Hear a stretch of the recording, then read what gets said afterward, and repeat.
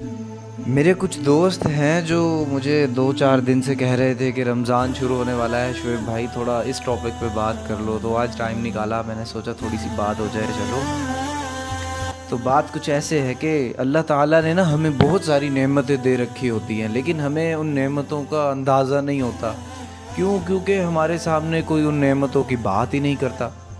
تو مسجد نبوی میں آپ صلی اللہ علیہ وآلہ وسلم نے ایک اسپیشل حلقہ لگوایا تھا، جس حلقے میں بات ہوتی تھی کہ بھائی اللہ نے ہمیں کیا کیا نعمتیں دے رکھی ہیں. تو پھر صحابہ کے ذہنوں میں ان نعمتوں کی قدردانی بھی ہوتی تھی.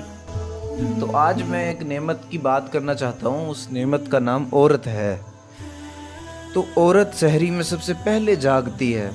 رمضان کے حوالے سے تھوڑا سا سنانا چاہ رہا تھا. ویسے تو بہت ساری نعمتیں اللہ نے ہمیں عورت کے ذریعے سے دی ہیں.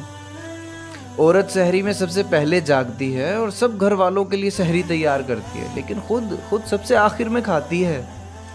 روزہ رکھنے کے بعد دوپہر میں بھی بچوں کو کھانا کھلاتی ہے، اور اگر گھر میں کوئی ایسا ہے جس نے روزہ نہیں رکھا تو خود روزہ رکھا ہوا ہوتا ہے اور اس کے لیے کھانا بناتی ہے. پھر 3-4 بجے ہی فکر سوار ہو جاتی ہے کہ ہے افطاری، اپنے پورے خاندان والوں کے لیے افطاری تیار کرنے میں لگ جاتی ہے. رائس بنانے ہیں، پالک بنانا ہے، گوشت بنانا ہے، پکوڑے بنانے ہیں، چٹنی بنانی ہے، رائتا بنانا ہے، دہی بڑے بنانے ہیں، ٹینگ بنانا ہے، جام شیری بنانی وغیرہ وغیرہ تیار کرنے میں لگ جاتی ہے. اور ساتھ میں یہ بھی ڈر لگا رہتا ہے کہ پتہ نہیں کیسا پکایا ہوگا، کسی کو پسند بھی آئے گا کہ یا نہیں آئے گا. ساس اور سسر کے لیے تو الگ الگ چیزیں بناتی ہے. گھر میں 100 لوگ ہوتے ہیں تو ہر انسان کا اپنا مشورہ ہوتا ہے، میرے لیے یہ بنانا، میرے لیے یہ بنانا. اور ساتھ ہی ساتھ میں افطاری سے پہلے شوہر کے غصے کو بھی صبر سے جھیلنا پڑتا ہے. اذان سے پہلے ہی دسترخوان لگانا ہے، یہ تو فرض ہے. اور تعریف تو دور کی بات، 2 روٹیاں کھانے کے بعد بھی ایک ٹھنڈا گلاس لسی مانگنا اور پھر کہنا کہ نمک کم ہے بیگم، اور خاص ٹھنڈا بھی نہیں بنایا تم نے. اور افطاری ساری پوری کر لی جناب نے. اس کے بعد چپکے سے اکیلے کمرے میں بیٹھ کر عورت افطاری کر لیتی ہے. تراویح کے بعد پھر سے حضرات کے لیے چائے اور میوہ تیار کرتی ہے اور پھر سے سحری میں سب سے پہلے جاگتی ہے. اور اگر خدا نہ خواستہ نہ جاگے، 2 بجے یا 3 بجے آنکھ لیٹ ہو جائے یا سحری لیٹ ہو جائے، تو سب خاندان کا نزلہ بیچاری عورت پر گرتا ہے کہ سارا دن اف اللہ. آپ سب سے درخواست ہے کہ گھر کی ساری عورتیں، خواہ وہ ماں ہو، بیوی ہو، بیٹی ہو یا بہن ہو یا کوئی اور رشتہ ہو، ان کا لازمی خیال رکھا کریں. آخر وہ بھی ہماری طرح انسان ہیں. یہ معاشرتی پسماندگی کو ہم ختم کریں تو اللہ راضی ہو جائے گا ہم سے. اور رہی بات ان فیمیلز کی، ان عورتوں کی جو اتنی قربانی کرتی ہے، تو وہ گھبرائیں نہیں، مشقت ختم ہو جاتی ہے بلکہ اجر تو باقی رہتا ہے نا بھائی. مشقت ختم ہو جائے گی لیکن اجر ہمیشہ رہے. گناہ ہے نا، گناہ کی لذت ختم ہو جاتی ہے لیکن اس کا عذاب ہمیشہ رہتا ہے. نیکی کی مشقت ہے، ختم ہو جائے گی لیکن اجر باقی رہے گا.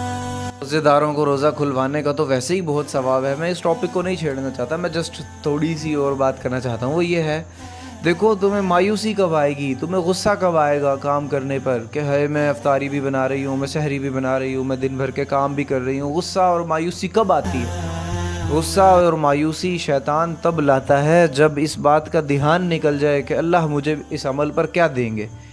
جب انسان کو یہ نہیں پتا ہوتا نا کہ اللہ مجھے اس عمل پر کیا دیں گے، اس تھکنے پہ کیا دیں گے، کہ جھاڑو لگانے پر اللہ کیا دیں گے، کھانا بنانے پر اللہ کیا دیں گے، افطاری کروانے پر اللہ کیا دیں گے، سحری بنانے پہ کیا دیں گے، روزہ رکھنے پہ کیا دیں گے، تراویح پہ کیا دیں گے، اگر یہ نہ پتا ہو تو پھر مایوسی آتی ہے.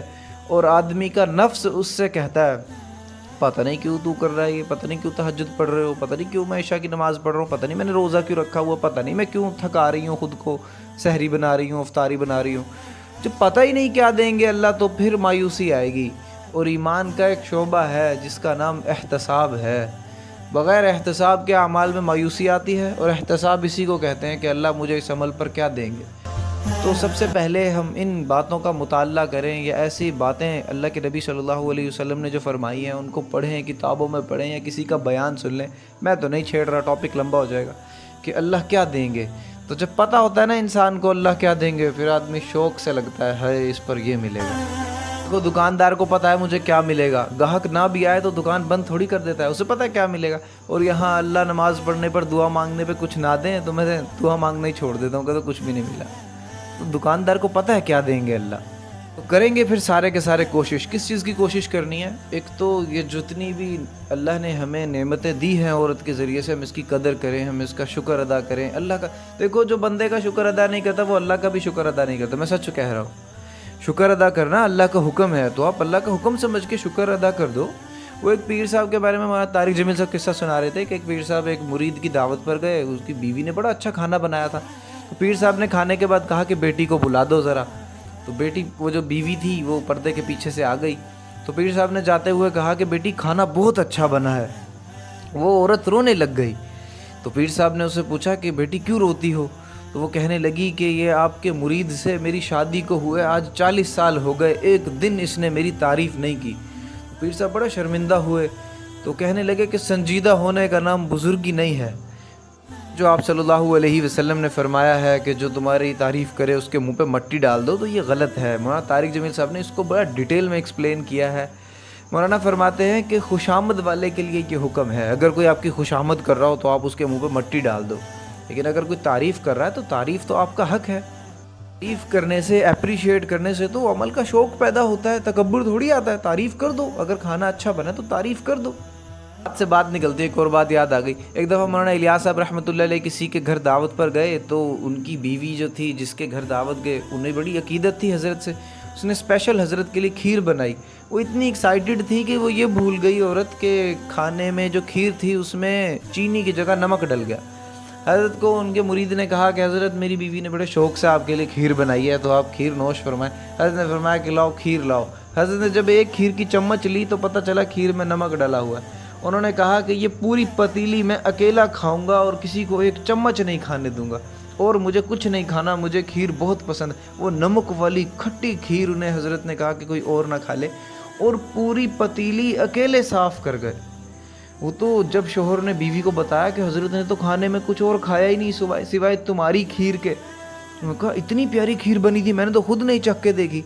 تو اس بیوی نے برتنوں میں ایسے دیگچی کی دیواروں پہ جو لگا ہوا ہوتا ہے کھیر ہلکا سا، اس نے ویسے انگلی سے ہلکی سی چکھ کے دیکھی تو اس کی آنکھوں سے آنسو نکل آئے. وہ کہنے لگی یہ تو کھٹی ہے، اور وہ رو پڑی اور کہنے لگی کہ یہ ہے اسلام. ہم اپنے گھر والے جو اتنی محنت سے کھانا بناتے ہیں گرمی میں کھڑے ہو کے، تو اس میں کیڑے نہ نکالیں، اس کی تعریف کر دیا کریں. ذائقے آسمانوں سے آتے ہیں بھائی. بیوی کے ہاتھ میں یا ماں کے ہاتھ میں ذائقے نہیں ہوتے، ذائقے آسمانوں سے آتے ہیں. تم اپنے حال ٹھیک کر لو تو تمہیں اللہ تعالیٰ پانی میں جام شیری کے ذائقے دیں گے. پانی پیو گے تمہیں دودھ کے ذائقے ملیں گے. حال ٹھیک رہیں گے تو دودھ پی رہے ہوگے، ایسے لگ رہا ہوگا جیسے پانی پی رہا ہوں. بات بہت زیادہ لمبی کھینچ دی ہے، تو اس لیے بس میں ختم کرتا ہوں. اللہ تعالیٰ سب کا سننا قبول کرے، توفیق فکر و عمل نصیب کرے. جزاک اللہ.